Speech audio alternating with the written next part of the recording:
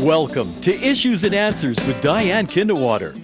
Issues and Answers is presented as a public service to New Mexicans by State Employees Credit Union, who have been proudly serving the families of New Mexico locally and abroad since 1958. State Employees Credit Union is ready to help you and your family with all your financial goals. And now, Issues and Answers with Diane Kinderwater.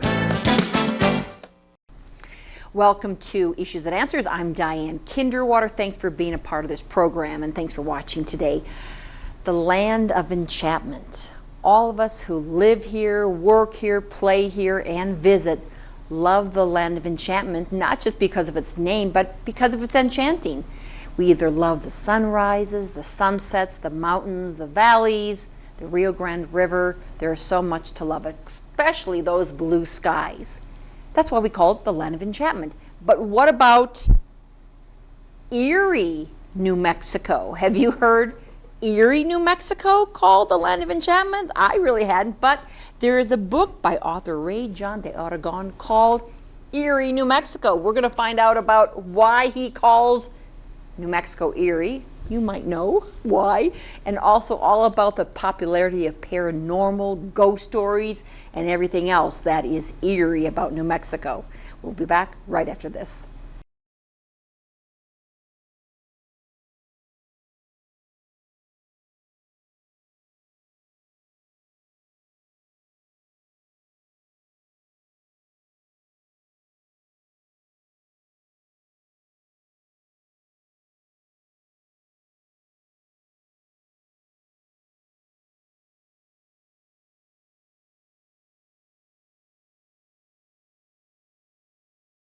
Now, if I haven't attracted you to watch this show because of Eerie, New Mexico, how about the Legends of La Llorona, or how about Penitentes de New Mexico? How about Haunted Santa? It's the holiday season, it's the new year, but we're talking about kind of eerie things, and my guest today is Ray Paul de Aragon. Thank you, the author of these books and 20 more. Yes, Ray John de Aragon is my name, yes. Thank you so much for being a part of the program. Thank you, Dad, for inviting me, and really a pleasure to be here. So these, I asked you, are these fiction? You know, Haunted Santa Fe and Penitentes and Eerie. No, they're facts, based on facts, but some fiction as well. Based on actual stories that have been passed down from generation to generation, and stories that have been written in histories. And then I've taken the threads of those stories and developed them further, like the Legend of Llorona. I started writing that when I was in high school. And I started doing some research way back as a high school student, and because the story enthralled me. It attracted my attention, and I decided to research it. So I did research, and then I developed the story. And that's what caught your attention back in high school? Of course, La Llorona, when I first came to New Mexico more than 35 years ago, La Llorona was one of the first stories that I had heard, which was a scary story, Ray John. I mean, it was scary. Well, it was meant to for us as young children to be careful about being out in ditches or arroyos, you know, like behind our home, and that there could be a rainstorm, and the water would be rushing through there, like happens here at the Rio Grande River, and that can happen suddenly, and you could be caught there, and the water will take you. So the story developed that La Llorona could be out there, the Wailing Woman could be out there, waiting for you, and if you're out there unsuspectingly, that she could catch you and take you with her, and you would never be seen again. That's a very uplifting story there, Ray John. So be careful. So be careful. Don't go out into areas that you shouldn't be at. So as a 17-year-old in high school, I think you grew up in Las Vegas, New Mexico. Yes. What attracted you to starting to write these stories? And then, of course, later on, researching and making sure there's some of the facts involved with these legends. Well, the thing is that a lot of the stories were passed down in our family through folklore and legends and myths, and you know, as back in those days, we didn't have a radio, and so a lot of the stories were just you know, we gathered around the house, and we had dinner, and then I used to, as a little kid, I'd sit there listening to all those stories, and the interesting thing about it is that they're always talking about ghosts and and They were? appearances. And What kind of family did you grow up in? That's all New Mexico. But yeah, that was in New Las Mexico. Vegas, New Mexico. They Yes. sat around the dinner table talking about ghosts. Yes. Actually, That was prevalent in New Mexico among the Spanish culture. You know, they talked about witches, and they talked about the paranormal, the supernatural, and things that like the bolas de lumbre that I wrote about in my book, and that's luminous orbs that could appear suddenly out of nowhere. And but so there were a lot of stories associated with that. My mother told me that luminous orbs would appear in a certain area of Las Vegas, right out of the city. And she said that she would tell me the story about that there were witches that would appear out at night and they would go out dancing. Balls of fire. They're turning into balls of fire and they go out dancing. And then the other story that my dad would tell me, and that I heard around the community and from others, is that these orbs of fire or luminous orbs, that you should always follow them because they could lead you to a treasure. So that was that story. But you know, as I did my research for Erie, New Mexico, I wound up finding that there were stories prevalent in the Native American culture in New Mexico also, and that scientists already actually know about these luminous orbs that appear suddenly and have no explanation for them whatsoever. They say that 3% of the population on the earth have seen them. And So the luminous orb, it's just a circle of fire, a circle a luminous orb light? that can, and different people have described them as to different sizes. Some say that they're pea size, others say that they're basketball size, and others say that they're much larger. And but anyway, scientists have been studying these, the sightings, and but they know they exist, but they can't explain. So that's the eerie thing about New Mexico. The orbs, the luminous orbs, but also UFOs. Is that Yes. included in here as well with Yes, your Erie, New Mexico, down in Roswell? Or maybe more than Roswell. Well, over there in the different parts of New Mexico, the different Native American cultures.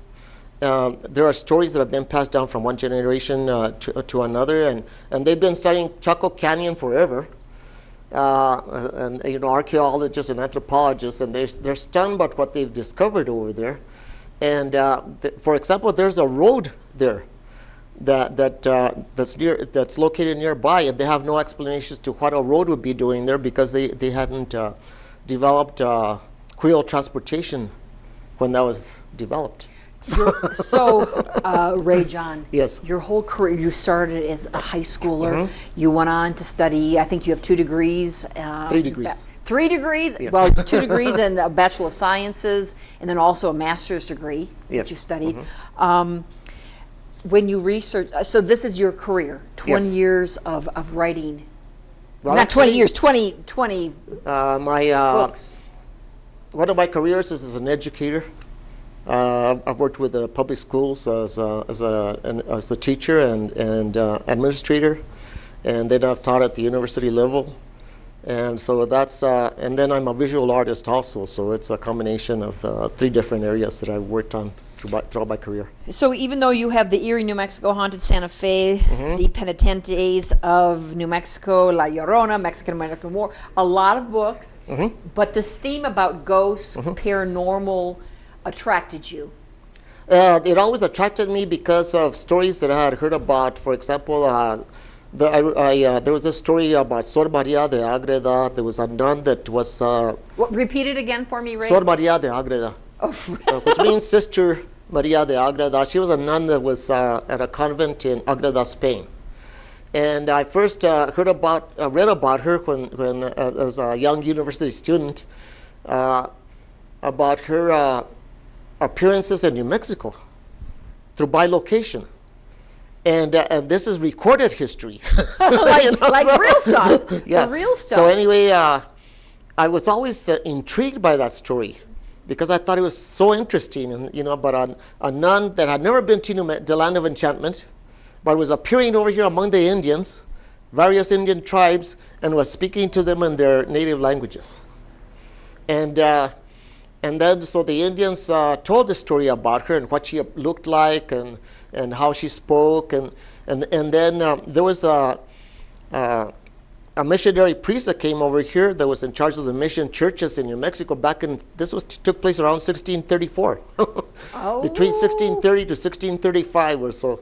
And anyway, he heard about her and went back to Spain. And when he returned to Spain to report to the king, he wound up finding out that there was this nun that he should go over there and investigate and talk to her. Yeah, and go meet her in Spain. Anyway, he went over there and he met with her, and then she said, "I was there when you were there, and I know exactly what you all talked about, but you didn't see me." So I did research on this story, and that's one of the eerie stories that's included in this book. What's the name of that story? It's Maria de Agreda. They called her the Blue Nun in Mexico. the Blue Nun. What else? To me, La Llorona is one of the more popular, well-known. The Penitentes of New Mexico has, I think, a number of movies have been based, or that's included in there. Tell me a little bit about the Penitentes. The Penitentes was members of a brotherhood, lay confraternity here in New Mexico. It would be there was a group of women that belonged to one lay order, and then the men belonged to another part of the lay order. This dates back to the Middle Ages in Spain, and when the Spanish came to New Mexico and settled and colonized New Mexico, they brought this belief system about the Catholic Church and Lenten services that had to do with the Passion of Christ. So when you research that further and you delve into it further, you hear about the Santos of New Mexico, Santero folk art that's so popular here in New Mexico. And one of the things is that back in the 19th century, they were sensationalized, because back in the early days of this movement, they actually did practice self-flagellation. So there were sensationalist stories that were spread throughout the United States, and then movies were actually done, where this group was included in there. Yes.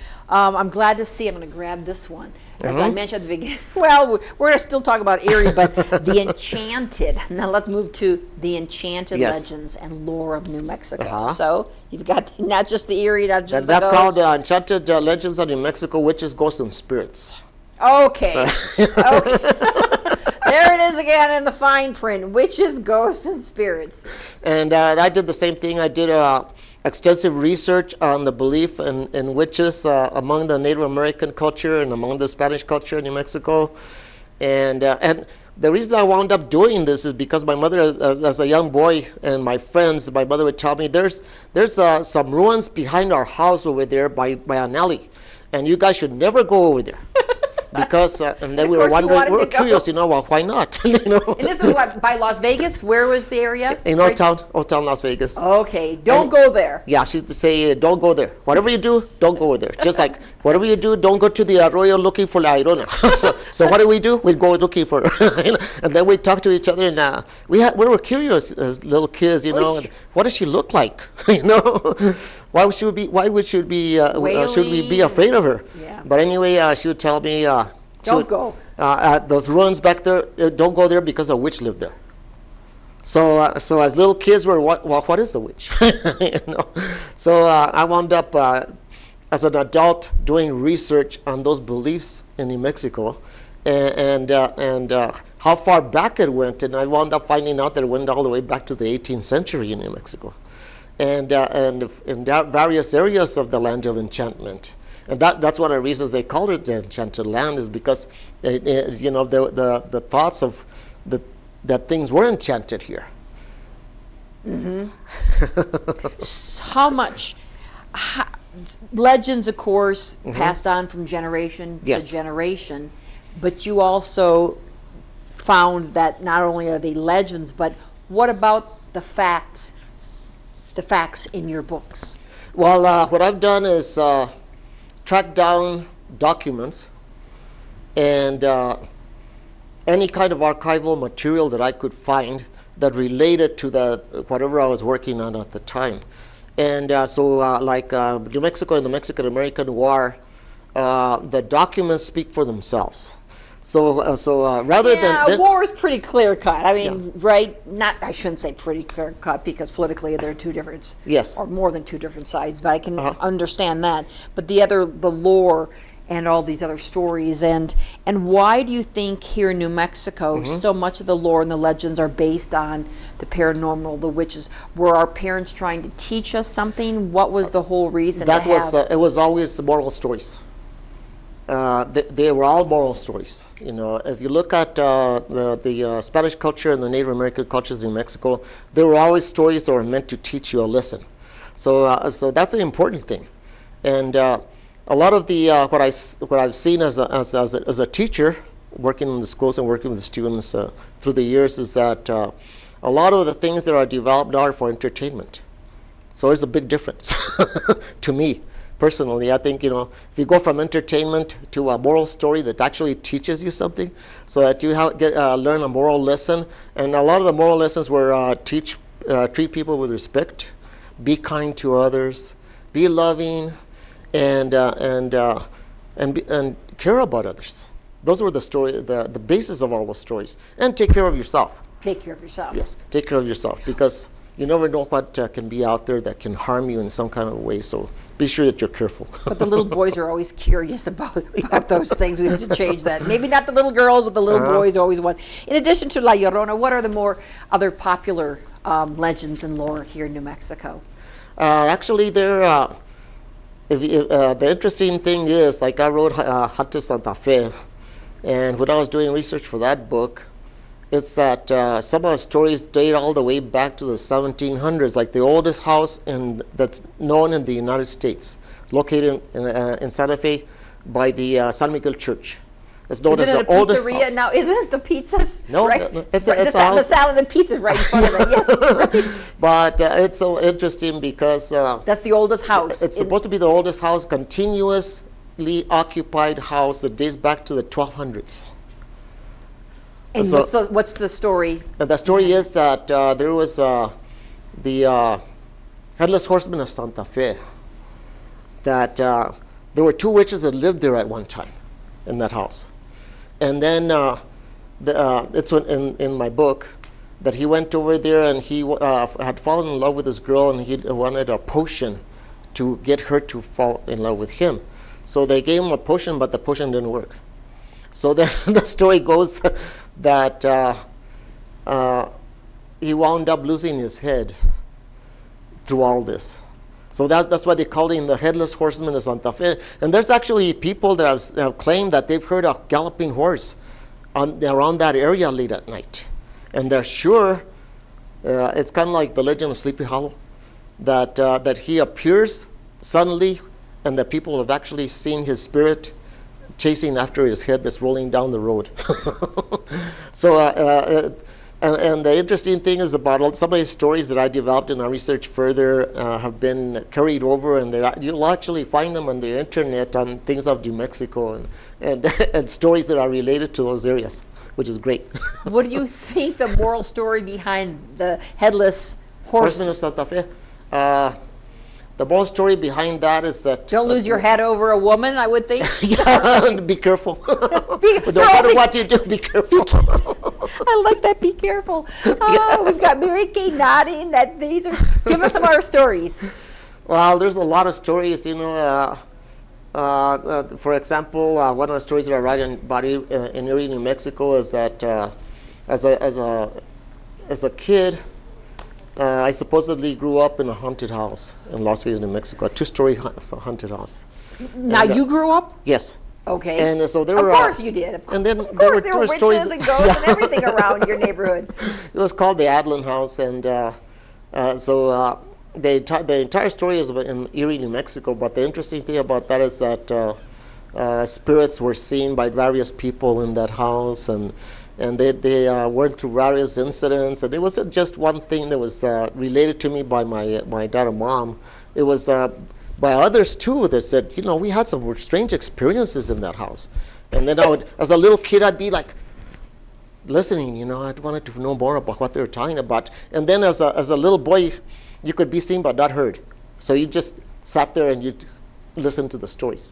So then I remember that as a teacher, one time I was teaching Southwest Studies to middle school students.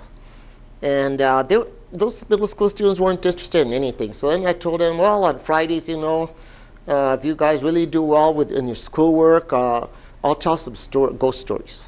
So then every Friday they were always anxious to listen to the ghost stories. And so what I related were stories that I heard as a kid.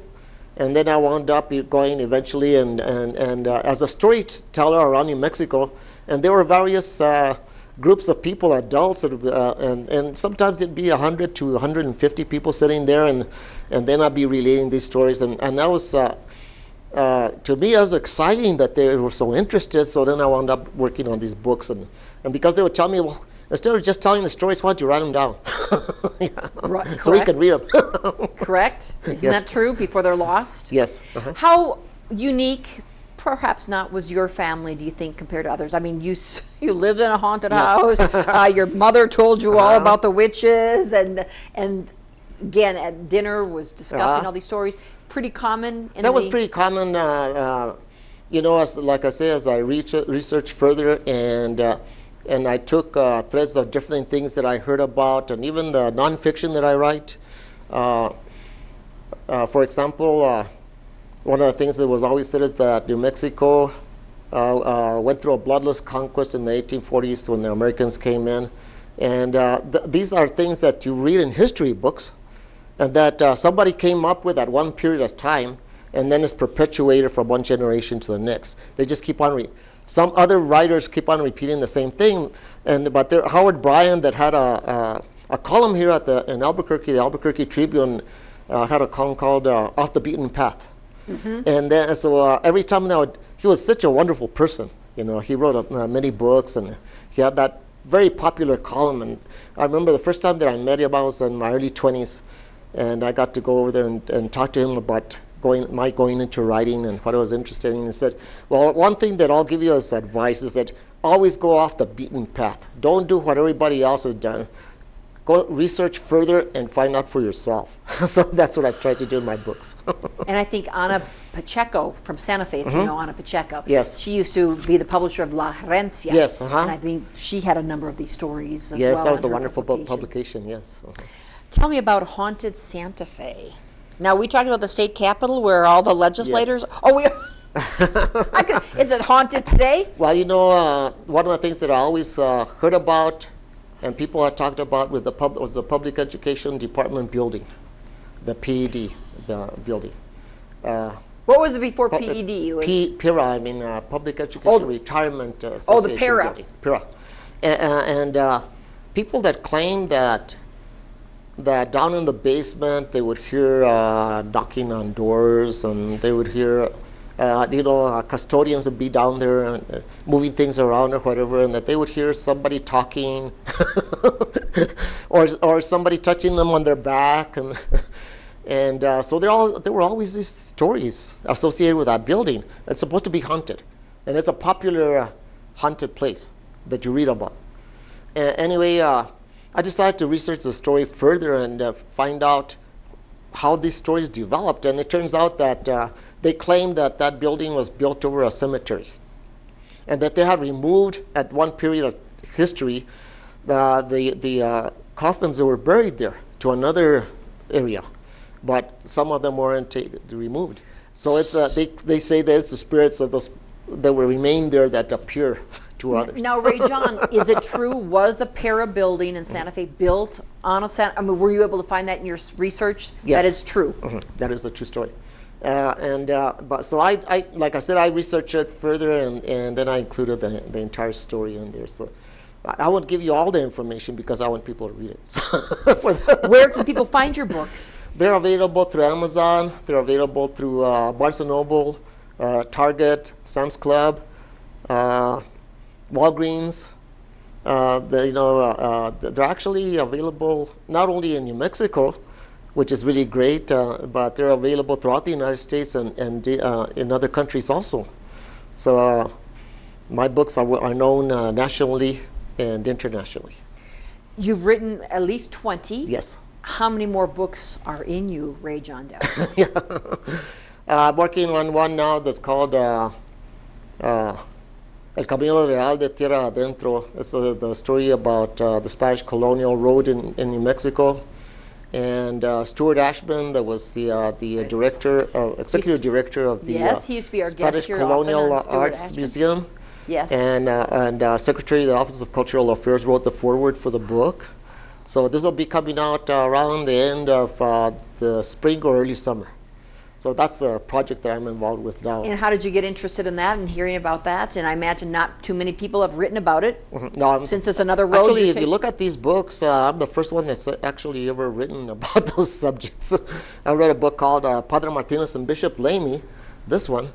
And I'm the first one that ever wrote about a cultural rift between a famous folk hero priest in New Mexico and an archbishop that was appointed as the first Archbishop of Santa Fe. And so there were and that's another thing that I did. That's one of my first books. That was I think I was in my 20s when I published that book, and it's been reprinted, and so it's gone through about 10 reprintings, and it's always been very popular because I wound up finding a great deal about this clash between the native clergy and the clergy that came into New Mexico. How exciting. And there was actually a national play that was produced in New York City back in around the 1930s that was based on that cultural rift. And Willa Cather, of course, wrote the famous Death Comes for the Archbishop. Yeah, but you've got Padre Martinez and Bishop Lamy. Yes. Ray John de Aragon, thank you. A wealth of stories. Wow. Very exciting. You still have a great fire and passion to write the stories of New Mexico and the legends. So thank you for being our guest, and please come back. I will. Yes. Happy holidays, happy New Year, and again, you'll probably write about 2020 sometime about that. Actually, I included that in Eerie, New Mexico. That's an eerie my time. introduction. Thank you, Ray John de Aragon. Thanks for being my guest. Thanks for watching. We'll see you next time. Bye-bye.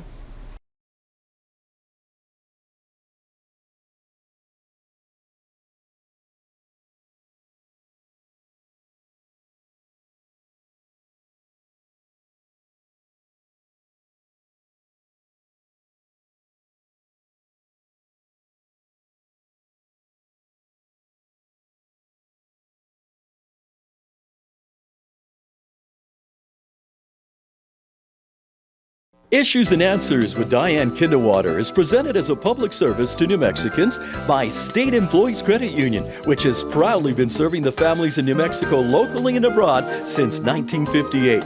State Employees Credit Union is ready to help you and your family with all your financial goals and is the exclusive sponsor of Issues and Answers with Diane Kinderwater in order to inform, educate, and better the lives of New Mexicans. To comment on today's program or to purchase a DVD copy of any Issues and Answers program, visit sunbroadcasting.org or call us at 505-345-1991.